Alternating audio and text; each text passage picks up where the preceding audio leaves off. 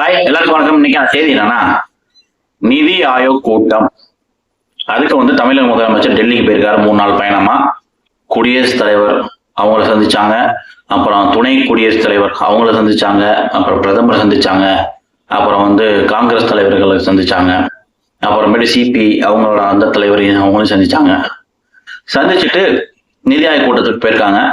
அங்க என்னென்ன பேசினாங்க, என்னென்ன கோரிக்கை தமிழ்நாடு சார்பாக நம்ம தமிழக முதலமைச்சர் தளபதி விஜய் அவர்கள் வச்சாங்க அப்படிங்கிற இந்த செய்தியில நம்ம பார்க்கலாம்.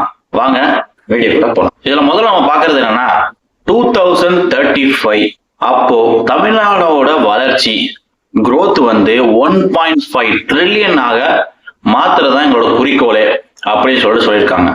இதுக்கு அந்த நிதி ஆயோக் கூட்டத்தோட அந்த கூட்டத்தை சார்ந்தவங்க ஒருத்தவங்க இதுல சொல்லியிருக்காங்க, பிரஸ் மீட்டிங்ல சொல்லியிருக்காங்க. நான் அவரை படத்துலையும் டிவிலையும் தான் பார்த்துருக்கேன், இப்போ நேரில் பார்க்குறோம். அவங்க சொன்ன விஷயம் நான் ரொம்ப இம்ப்ரெஸ் ஆனேன். 2035 தமிழ்நாடோட வளர்ச்சி 1.5 ட்ரில்லியன் ஆக்குறேன் அப்படின்னு சொல்லியிருக்காங்க. அதான் அவங்க குறிக்க வச்சிருக்காங்க. அதை நான் ரொம்ப பார்க்குறேன், ரொம்ப வரவேற்கப்படுது அப்படின்னு சொல்லி பேசியிருந்தாங்க. அந்த வீடியோ நிறைய வைரல் ஆச்சு. இப்போ நம்ம முதலமைச்சர் விஜய் அவர்கள் திருக்குறளை தேசிய இலக்கியமா மாத்தணும்னு சொல்லியிருக்காங்க. அதுக்கு ஒரு கோரிக்கை வச்சிருக்காங்க. இதனப்பா டிஎம்கே ஆட்சியில் அவங்களே வச்சாங்களே, அந்த டைம்ல வச்சாங்க, இந்த டைம்ல வச்சாங்க, அவங்க சட்டசபையில பேசினாங்க, மாநிலங்களவை அதில் பேசினாங்க, அப்படி பேசினா என்ன, எல்லாரும் பேசுவோம். இப்ப தமிழக அரசு விஜய் சார் தான், அதனால அவங்க பேசட்டும், கேட்டிருக்காங்க. அது கோரிக்கை நிறைவேற்றுறாங்களா இல்லையாங்கிறத பார்ப்போம். நிறைவேற்றலாம், மறுபடியும் பேசுவோம். இது நம்ம உரிமை கேட்கறது, உரிமை தானே, பண்ணுவோம், கேட்போம். இதெல்லாம் என்ன தப்பு? அப்பயே கேட்டோம், இதெல்லாம் எப்ப கேட்குறீங்க அப்படிங்கிறீங்க. யாரு கேட்டானுங்க? நல்ல விஷயம் தானே. தமிழுக்கு நீட் தேர்வு தமிழ்நாட்டுக்கு செட்டே ஆகாதுங்க அப்படின்னு சொல்லியிருக்காங்க. நீட் தேர்வு தமிழ்நாட்டு மக்களுக்கு அது வேண்டாம், நீட் தேர்வு விலக்கு எங்களுக்கு வேணும் அப்படின்னு சொல்லி தமிழக முதலமைச்சர் சொல்லியிருக்காங்க. அதாவது +2 மார்க் இருக்கு பாத்தீங்களா, +2 எடுக்கிற மார்க்கை வச்சு எம்பிபிஎஸ் சீட்டு நீங்க கொடுங்க அப்படின்னு சொல்லி முன்னாடி இருந்தது. அதான் +2 மார்க் வச்சு தான் அடுத்தது.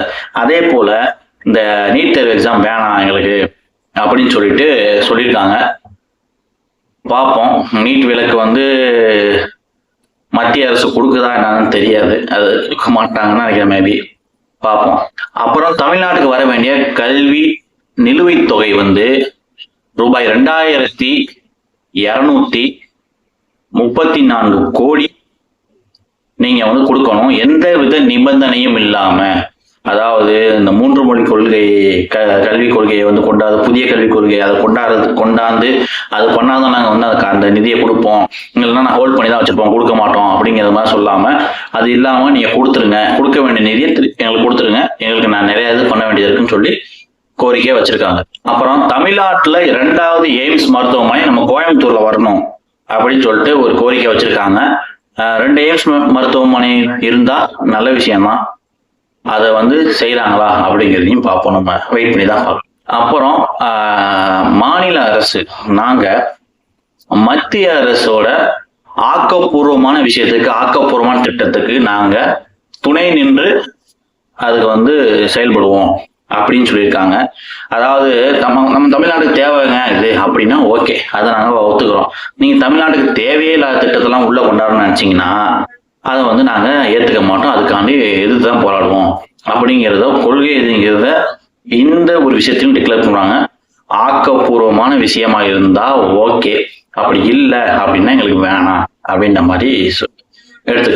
அப்புறம் செங்கல்பட்டு டு திருச்சி ஜிஎஸ்டி சாலை இருக்கு, ஹைவே, அதை 6 வழி சாலையா மாற்றணும் அப்படின்னு ஒரு கோரிக்கையும் வச்சிருக்காங்க. இதே போல திருச்சி டு கரூர், அப்புறம் கரூர் டு கோயம்புத்தூர் அதையும் 6 வழி சாலையாக நீங்க மாற்றணும் அப்படிங்கிற ஒரு கோரிக்கையும் தமிழக அரசு மத்திய அரசுக்கு நிதி ஆயோக் கூட்டத்துல வச்சிருக்காங்க. அப்புறம் ஒகேனக்கல் 3ஆம் கட்ட கூட்டு குடிநீர் திட்டம், அதுக்கு நிதியை நீங்க கொடுக்கணும் அப்படின்னு சொல்லி ஒரு கோரிக்கையும் நம்ம தமிழக அரசு நம்ம நிதி ஆயோக் கூட்டத்துல வச்சிருக்காங்க. அப்புறம் ரொம்ப முக்கியமானது என்னன்னா, இலங்கையிலையும் பாகிஸ்தானிலையும் சிறை பிடிச்சு வச்சிருக்க நம்மளுடைய மீனவர்களையும் அவங்களுடைய படகுகளையும் மீட்டு கொடுக்கணும் அப்படிங்கிற ஒரு கோரிக்கையை வச்சிருக்காங்க. இலங்கையிலும் சரி பாகிஸ்தானையும் சரி நம்மளுடைய மீனவர்கள் வந்து பிடிபட்டிருக்காங்க.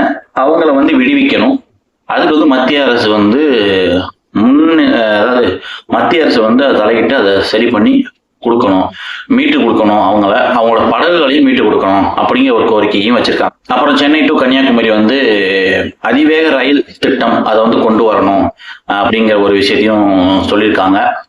குலசேகரப்பட்டினத்துல இருக்க விண்வெளி உற்பத்தி மையத்தை தேசிய விண்வெளி உற்பத்தி மையமா நீங்க மாத்தணும் அப்படிங்கிற ஒரு இதையும் வச்சிருக்காங்க. அதன் பிறகு இளைஞர்கள் நலன் மற்றும் வேலை வாய்ப்பு செயற்திட்டத்தை நீங்க கொண்டு வரணும் அப்படின்னு சொல்லியிருக்காங்க. அப்புறமேட்டு அனைத்து குடும்பத்திற்கும் வீடு இல்லா குடும்பம்னு ஒண்ணு இருக்கவே கூடாது, வீடு இல்லா ஒரு ஃபேமிலி இருக்கக்கூடாது, எல்லா குடும்பத்துக்கும் வீடு அப்படிங்கிற ஒரு திட்டத்தை நீங்க கொண்டு வரணும் அப்படின்னு சொல்லிட்டு மத்திய அரசுக்கு ஒரு கோரிக்கையை வந்து நம்ம தமிழக முதலமைச்சர் ஸ்ட்ராங்கா வச்சிருக்காங்க. அப்புறம் இதுக்கு ஒரு எதிர்ப்பு சொல்லணுமே அப்படிங்கிற ஒரு எதிர்கட்சி இருக்கு, திமுகன்னு ஒருத்தவங்க இருக்காங்க. அவங்களோட எதிர்ப்பு என்ன வருதுன்னா, உதயநிதி வந்து என்ன சொல்லியிருக்காருன்னா, மேகதாது அணை கட்டுறதை பத்தி நீங்க அந்த இடத்துல பேசல. போனப்ப இந்த லிஸ்ட் வச்சு கோரிக்கைலாம் கொடுத்துட்டாங்க, மேகதாது அணை கட்டக்கூடாதுன்னு சொல்லிட்டு. அது வந்து தமிழ்நாடு அரசோட அனுமதி இல்லாம அங்க டேமு கட்டக்கூடாது அப்படின்னு சொல்லிட்டு நீதிமன்றமும் தீர்ப்பு கொடுத்துட்டாங்க. அதன் பிறகு இவங்க வைக்கிற கேள்வி என்ன மாதிரி ஒரு கேள்வின்னு தெரியல. என்ன சொல்லலாம், இந்த நிதி கூட்டத்துல என்ன சொல்லலாம், இவ்வளவு சொல்லியிருக்காங்க, என்ன சொல்லலாம் அப்படின்னு யோசிச்சுட்டே இருப்பாங்க போல. அது மாதிரி இந்த மேகதானை எப்படி பேசல நீங்க, இந்த ஆட்சி வந்து நிலைக்காது, அவங்க அப்பா மாதிரியே பேசுறாப்புல வரும், நிலைக்காது, உண்மை ஜெயிக்கும் அப்படின்ற உண்மைதான் ஜெயிச்சிருக்கு, அவங்க உண்மைதான் ஆட்சியில் நிக்குது, அது கொஞ்சம் புரிஞ்சுக்கணும். அப்புறம் தாவேக்காவை சார்ந்த நிர்வாகிகள், இது ரொம்ப வருத்தம் அளிக்கிற ஒரு விஷயம். தாவேக்கா நிர்வாகிகள் அந்த தாவேக்கா கட்சியை சார்ந்த பெண்ணுக்கு பாலியல் தொந்தரவு கொடுத்துருக்காங்க, 2 நிர்வாகிகள் கொடுத்துருக்காங்கன்னு சொல்லிட்டு சொல்லியிருக்காங்க. அது வந்து சரவணன் எம்எல்ஏ அவருங்க வந்து அவங்கள வந்து ஃபுல்லாவே அடிப்படை உறுப்பினர் பதவியிலிருந்தே தூக்கிட்டாங்க. ஆனா இது வந்து என்னதான் அடிப்படை பதவியிலிருந்து சரவணன் எம்எல்ஏ அவங்களுக்கும் இந்த விஷயம் தெரியுங்கிற மாதிரி சொல்றாங்க. அவங்க 2 பேரையும் அந்த செயல்பாடுல ஈடுபட்ட 2 பேரையுமே அரெஸ்ட் பண்ணியாச்சு, ஜெயிலும் தூக்கி போட்டாங்க. இதுக்கு என்ன சொல்லணும்னா, ஒரு கட்சியில நம்ம நிர்வாகியா எடுக்கிறோம், உறுப்பினர் சேர்றது ஆன்லைன்ல சேர்றது அது எல்லா மக்களோட விருப்பம் சேர்ந்துட்டாங்க. ஆனா கட்சிக்கு பொறுப்பு கொடுக்குறோமே நிர்வாகிகள் சொல்லிட்டு பொறுப்பு கொடுக்குறோம், அந்த பொறுப்பை வந்து நம்மளுடைய தாவேக்கா கட்சி வந்து ஆராய்ந்திருக்கணுமோ அப்படிங்கிற ஒரு டவுட் வருது. ஏன்னா ஆராய்ந்திருக்கணும், ஏன்னா யாரு என்ன பேக்ரவுண்ட் என்ன, அவனுக்கு அதுக்கு முன்னாடி கேஸ் எது இருக்கா, எதுவும் பிரச்சனை பண்ணியிருக்கானா அப்படிங்கிற ஒரு அனலைசிஸ் தான் பண்ணியிருக்கணும். அந்த இடத்துல மிஸ் பண்ணிட்டாங்களோ அப்படிங்கிற எனக்கு இது வருது. இப்ப தூக்கிட்டாங்க, ஓகே, இந்த எம்எல்ஏவுக்கும் அதுக்கு சம்மந்தமா இருக்கு அப்படின்னு சொல்றாங்க, அதை விசாரிச்சு என்னன்னு தெரிஞ்சாதான் சொல்ல முடியும்.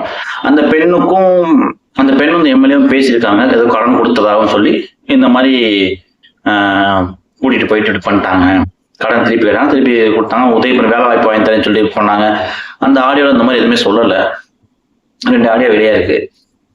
இதை பத்தி விசாரணை நடந்துகிட்டு இருக்கு, நடந்து முடிஞ்சவங்க தெரியும். ஆனா எனக்கு இந்த மாதிரி தவறுகளை தமிழக வெற்றி கழக கட்சியில இருக்கவங்களே பண்ணும்போது அது ஒரு கோபமாகவும் வருது. ஏன்னா ஏகப்பட்ட எதிரிகள் வந்து வந்துட்டாங்க. இப்ப அரசியல் வந்தனால சுத்தி ஃபுல்லா எதிரி தான். அதை வந்து நம்ம வந்து ஃபேஸ் பண்ற விதம் ஒண்ணு இருக்கு. அதுக்கு வந்து தலைவர் விஜய் அவர்கள் வந்து அதை ஃபேஸ் பண்ணிட்டு தான் இருக்காங்க ஒவ்வொரு நாளும். இப்ப நம்ம கட்சிக்காரங்கள் இப்படி பண்ணிட்டு இருக்கும் போது அது ரொம்ப வருத்தமா தான் இருக்கும். அந்த தமிழக வெற்றி கழக கட்சிக்காரங்கள் இப்படி பண்ணும்போது நிறைய பேருக்கு வருத்தமா தான் இருக்கும். இப்ப அவங்களுக்காண்டி பேசுறவங்க, அவங்க நல்லது பண்றது சொல்றவங்க, நம்ம வீடியோ போடுறவங்களுக்கும் அது வருத்தமா. அதனால அனலைசிஸ் பண்ணுங்க, உள்கட்சி பூசல்லாம் இருக்காம அதை தடுத்து நிறுத்துவாங்கன்னு நினைக்கிறேன். இந்த மாதிரி ஒரு இது மறுபடியும் நடக்கக்கூடாது, அந்த பெண்ணுக்கு நியாயம் கிடைக்கணும்னு போட்டிருக்காங்க. உண்மையாகவே தவறு அந்த இடத்துல நடந்திருந்தா யாருக்கா இருந்தாலும் நியாயம் கிடைச்சே ஆகும். ஓகேங்களா? இது தமிழக வெற்றி கழகத்தை சேர்ந்தவங்க பண்ணியிருந்தாலும் தப்பு தான், எந்த கட்சிக்காரங்க பண்ணாலும் தப்பு தான். இதுக்கு போயிட்டு நம்ம போயிட்டு அப்ப பண்ணலையா, அந்த கட்சியில பண்ணலையா, அந்த அரசுல பண்ணலையா அப்படிலாம் மட்டும் கொடுக்கூடாது. பண்ண தப்பு தான், தப்புலாம் தூக்கி எறிஞ்சிடணும், தூக்கி எறிஞ்சாச்சு. இனிமே இப்படி நடக்கக்கூடாது. இப்ப அந்த எம்எல்ஏ மேலேயும் எதுவும் நடவடிக்கை எடுக்க முடியுமா? உண்மையாகவே தவறு இருக்கும் பட்சத்தில் நடவடிக்கை எடுத்து தான் ஆகணும். அப்படி இல்லைன்னா சந்தோஷம். ஆனா இந்த மாதிரி நிர்வாகிகள், சின்ன சின்ன நிர்வாகிகள் வந்து பிரச்சனை பண்றாங்கன்னு பாத்தீங்கன்னா பிரச்சனை பண்ணிட்டு தான் இருக்காங்க. ஒரு சில இடத்துல நியூஸ் வருது. அதெல்லாம் வந்து தவிர்த்துங்க. மக்களுக்கு நல்லது பண்ணணும்னு வந்திருக்கீங்க, மக்களுக்கு நல்லது பண்ற வேலையை மட்டும் பாருங்க. தேவையில்லாத வேலை பார்க்காதீங்க. அது உங்களுக்கும் கெட்ட பேரு, உங்களுக்கு கெட்ட பேர் வருது, கட்சிக்கு கெட்ட பேரு, தலைவருக்கு, உங்க தலைவர் இருக்காரு, முதலமைச்சர், தமிழ்நாட்டோட முதலமைச்சரா இருக்காரு, அவரும் கெட்ட பேர். இந்த பொய்க்கால் குதிரை அரசு அப்படிலாம் சொல்லிட்டு இருக்காங்க நிறைய கட்சியில இருந்து. அதை வந்து உண்மையாக்கிறாரு. ஓகே, அவ்வளவுதான். நம்ம சேனலை லைக் பண்ணுங்க, ஷேர் பண்ணுங்க, சப்ஸ்கிரைப் பண்ணுங்க.